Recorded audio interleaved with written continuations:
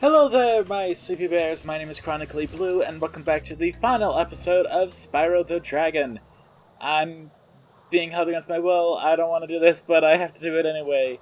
My boyfriend specifically said that I have to record the last episode of Spyro and make it upload on its scheduled time, even though I'm really tired.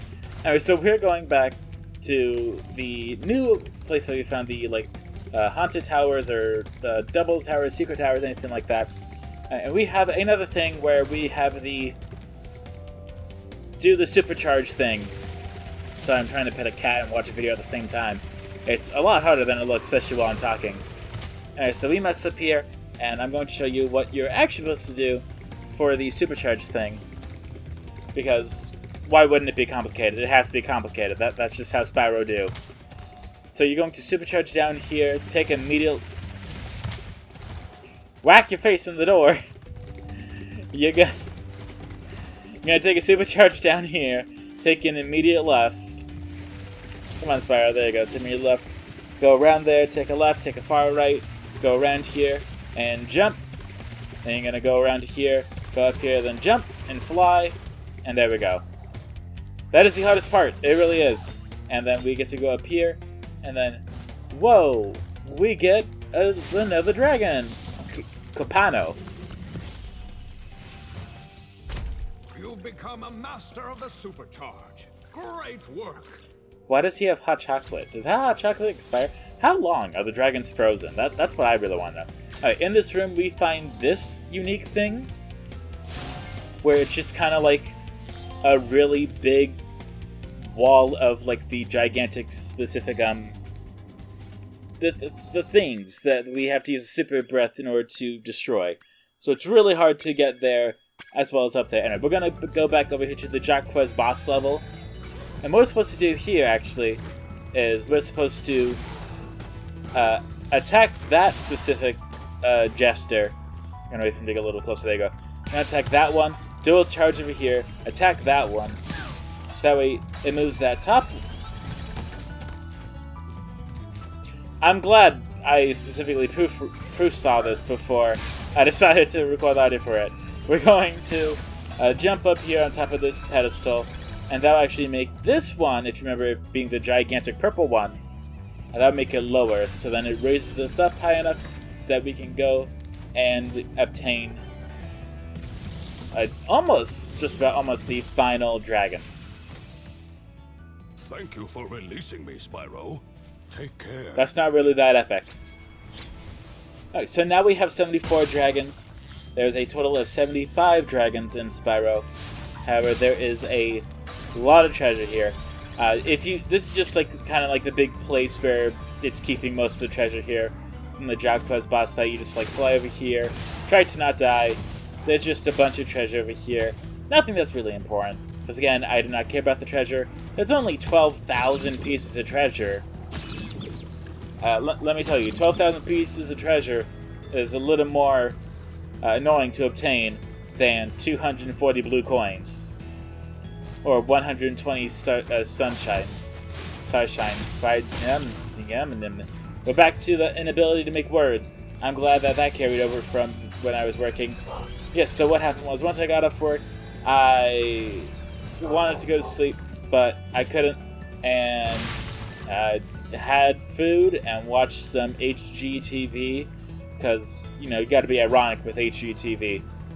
And yeah, as you see there, we died, and then we go to Nasty Nork's Cavern again, so we can finally face off against Nasty Nork once and for all. That is right, we are officially doing the final boss fight. 7,801. 78.1. The jump start. I don't know. I'm sure there's probably like a weird radio station called like 78. What? I remember like having a little Bean MP3 player, and it was like also a radio. I'm trying to remember like the lowest it went to. I think it went like as low as like 77.7 and as high as like 109.9. I'm not sure. Something like that. Anyway, so we're over here now. This is a bit of a chaser thing where we have to chase after the little thieves that stole the eggs from throughout the entire game. apparently now they're holding keys. So once we get to them, they give us a key, and then we move on to the next section. There's 3 sections total: 3 with the elves, 2 with the thieves, 1 with the final boss, Nasty Nork. So as you see here, we are taking the key, going over to this gigantic door here. Bam! It unlocks. Let's go ahead and see here. Oh, look, we got another thief.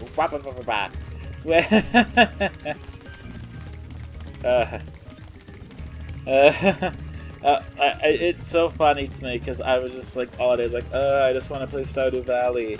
And once I got off work, I'm like, I'm too tired to do anything. It's a vicious cycle. And like, it really is. It really is. Like, if you know what I'm talking about, I feel so sorry. But like, to just be like, man, I can't wait to like play Skyrim all day. And like, once you finally get off work, you're just like, I'm too tired to play Skyrim. And it's like, glad to know that I have nothing to look forward to.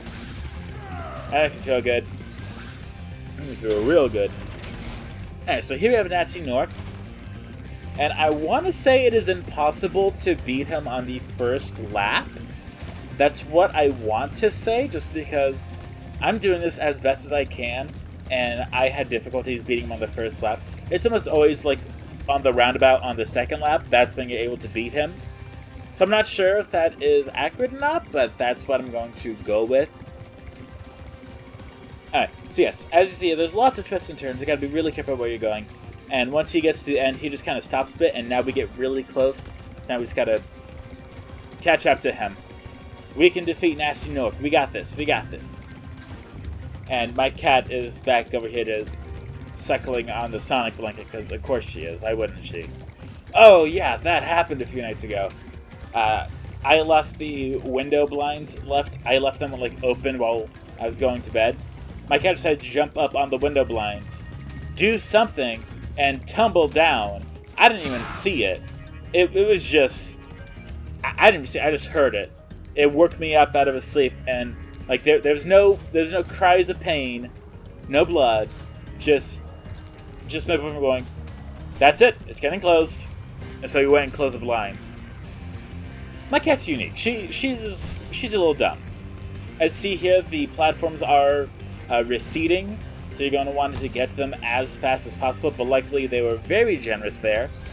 And yes, even Nasty Nork has to get one last hit in on us. We get a few gems, Nasty Nork gets vanished. You're toast, Nork. Now we have a cutscene.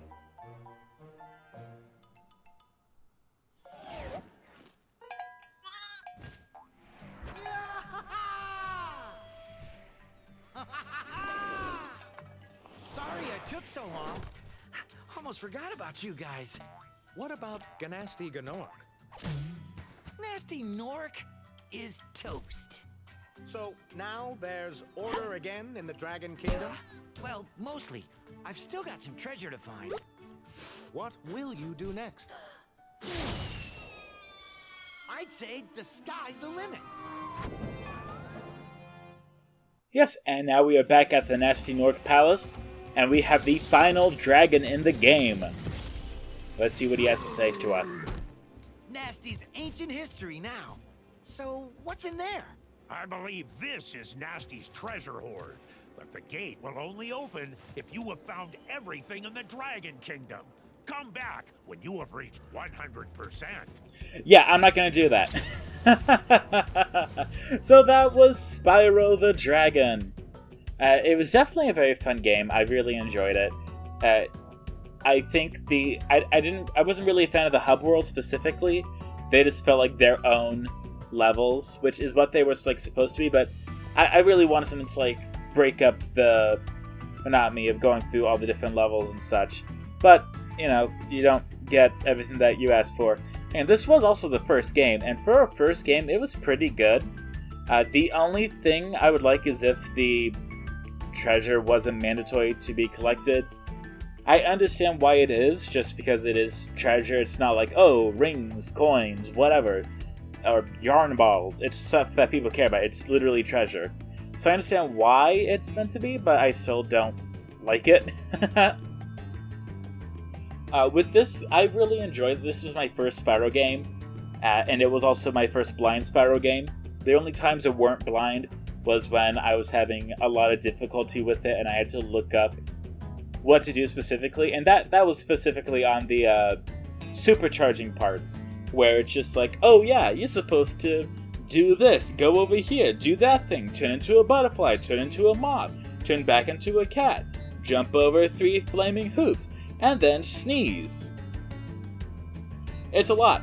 I hope that's not there in the second game, because I can totally see why a lot of people enjoyed the Spyro game. I can totally see why people enjoyed Spyro, and especially with them bringing it back in the Reignite trilogy, I can understand it even more. However, I'm really hoping that what Insomniac Games did in the, well, I guess it's the past future, or future past, where in the second and third games, I hope that they really spice it up a little bit, add more variety to it, make it so that the treasure isn't necessary, because I know in Crash 1, you just got like the good ending, and in Crash 2, you just got the good ending. But in Crash 3, once you beat the game the first time, you get the running shoes, so you can run around and do the time trials. So you can actually like fully 100% the game. And that's another thing too. Games like that where you have to beat the game the first time before you can actually like 100% the game, I don't like that. I really don't. That's why I'm kind of like more fond of Crash 2. Crash 2 is more or less my favorite Crash game, just because it's really fun. You don't have, there's no like time trials. I never liked the time trials in Crash games. Spyro, I know here that they did have, not time trials specifically, but with the flying stages, where they made it so that if you did everything all in one go, you would get the most gems, that was the most, like, I didn't attempt it, but that was the most frustrating thing for me to see, just to imagine it, to go through and like go and get every single thing in the flying stage, but you miss one thing, and then bam, you didn't get it all. Like that's not really that fair, but you know, it's whatever. I do want to say that these credits are very long. Like, I mean it. These credits are just about roughly 15 minutes long. So I have a lot of time to fill in here by summarizing my thoughts about Spyro. I think Spyro's alright. The first time I was introduced to Spyro was specifically with the Skylanders games. Because I never like seen Spyro before, and it's like, oh look, Spyro's part of this. Well, maybe this is a Spyro game, and then I got bored of Skylanders because everyone got bored of Skylanders. The only other thing was there was a Spyro game on the GameCube called Enter the Dragonfly, but even at 13, I still had no idea what was going on. I was like, yeah, I think I'm doing stuff. I'm not sure.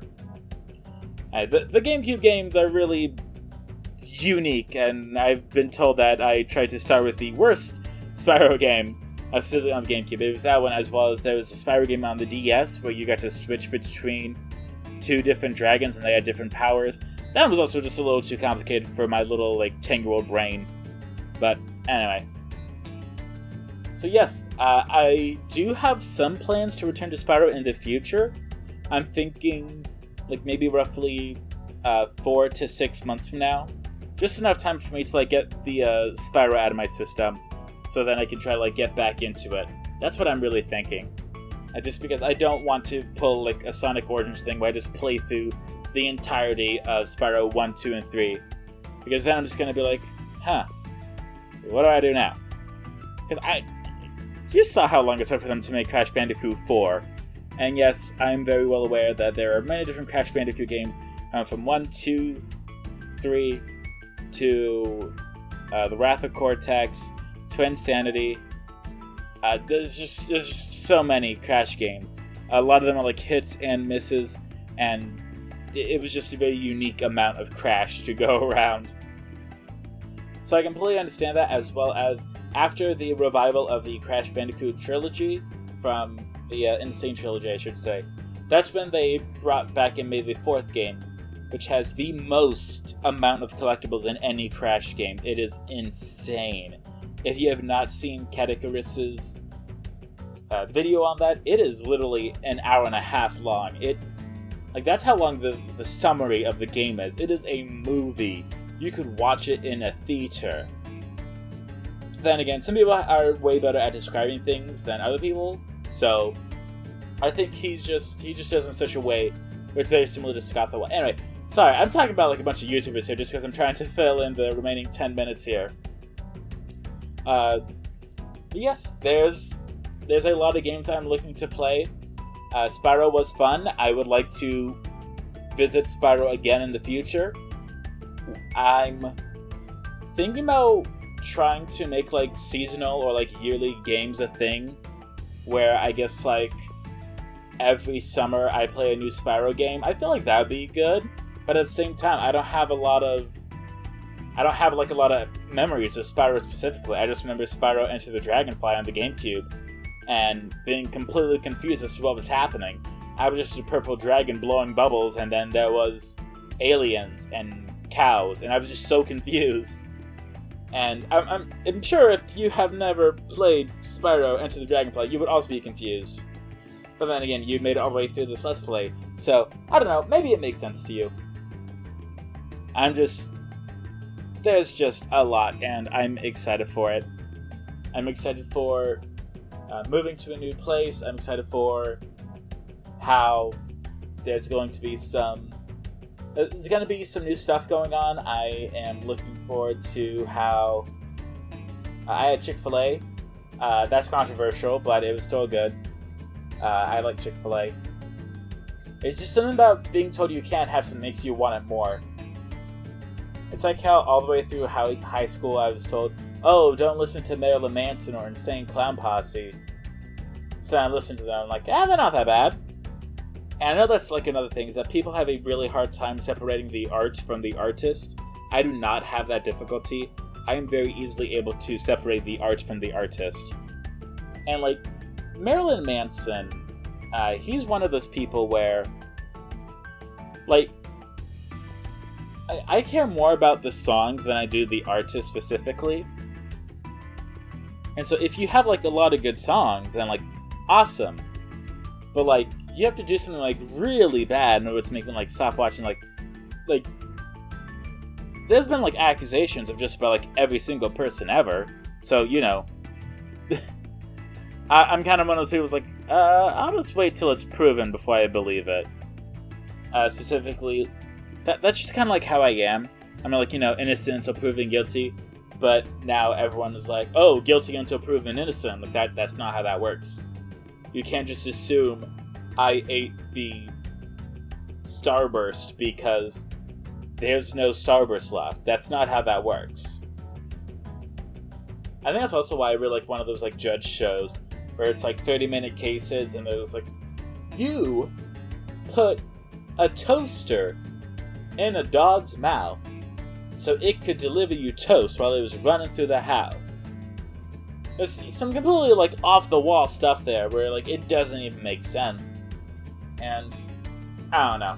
I'm just I can definitely say that I'm very much looking forward to this weekend, actually. This weekend is when I will have lots and lots of time in order to record, and so we will see what the next game is.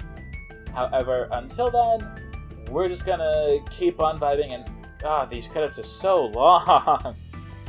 Like, I even thought that while I was just like sitting here watching it, because like most of the time whenever credits come on, I just like go out somewhere, like go to the bathroom or whatever.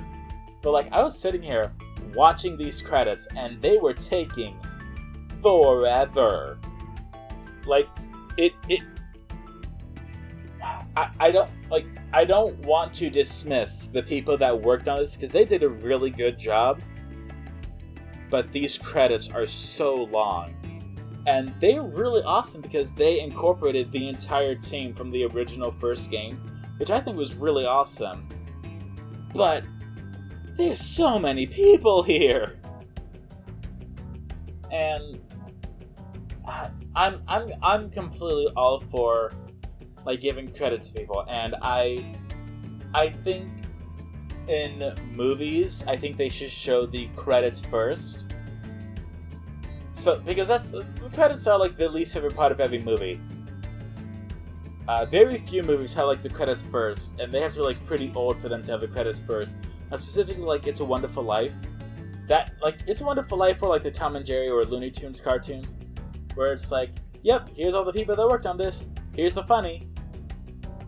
But like, if there was just like 10 minutes of just watching the people who worked on the movie go by before you could get to the movie, a lot of people are gonna skip that. That's just kind of how it's gonna be. And I feel like what could have happened here is I think they could have increased the speed of the credits a little bit. Or, I don't know. I'm not a credits person. I don't know the speed of credits and what it should be.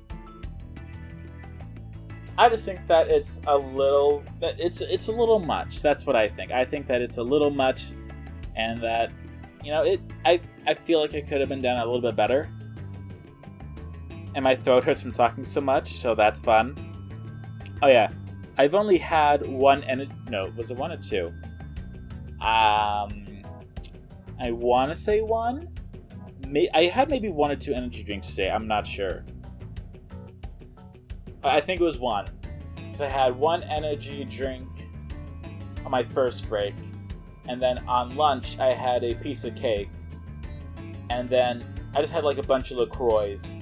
And like my throat was starting to like hate all the LaCroix. It's like, please, give me something not carbonated. Please. I'm like, sorry. Wish I could. But I can't. You mean? One game I am probably not going to play for a Let's Play is Stardew Valley or Animal Crossing. Just because both games take a long time to beat, of course.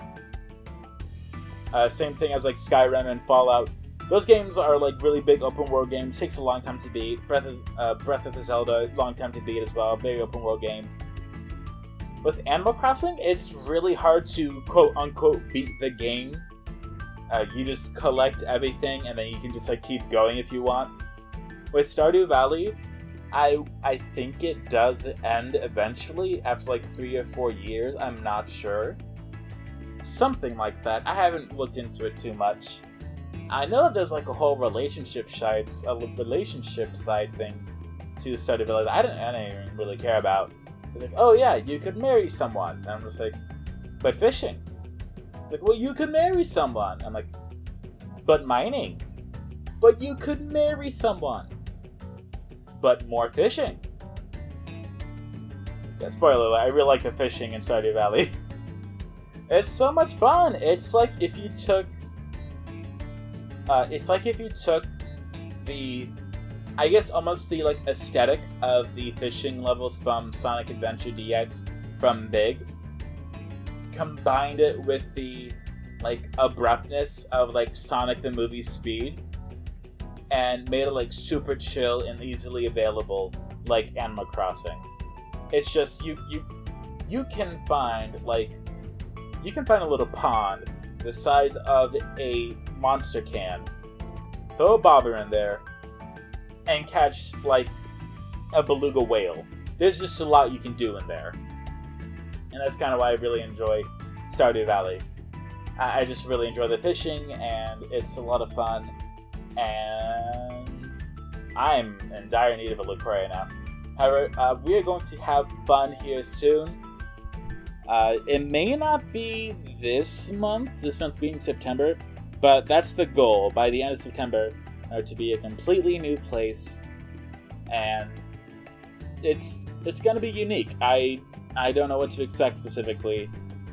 I'm just kind of hoping for the best, and I would like to kind of start a little slow, just start by moving stuff that we don't really need into the new place, so that way the room gets bigger and so that there's less stuff to do. I have lots of crates full of like books that I bought and like don't read, like the entire Chronicles of Vladimir Todd series.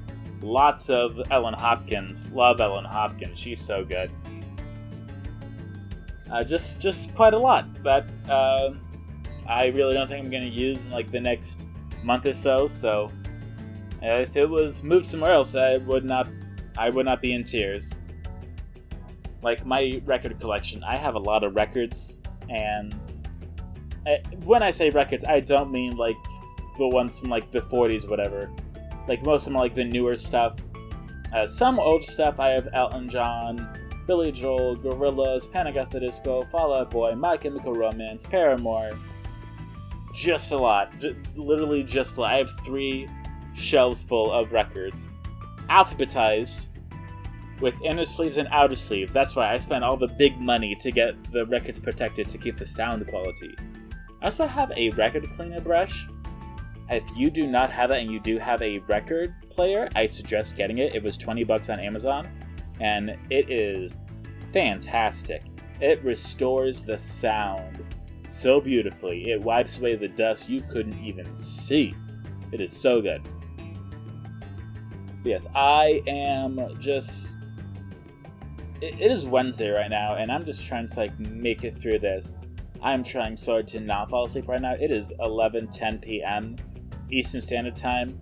So I'm trying really hard to not fall asleep while I'm doing this, but I'm just looking at credits. Yes, hopefully I choose a game that does not have such a big development team. Bastion, that's a really good game actually. I really like that one. Anyway, yes, with that being said, there are the 3 Spyro games. And no sheep were harmed during the making of this game. Thank you for playing! I hope you all enjoyed my Sleepy Bears. If you stayed till the end of this video, thank you so much. Have a wonderful day. Click the link in the description to vote on my next Let's Play. Hope you all enjoy. I will see you all next time. Thank you so much, Sleepy Bears. Thank you for watching. Goodbye.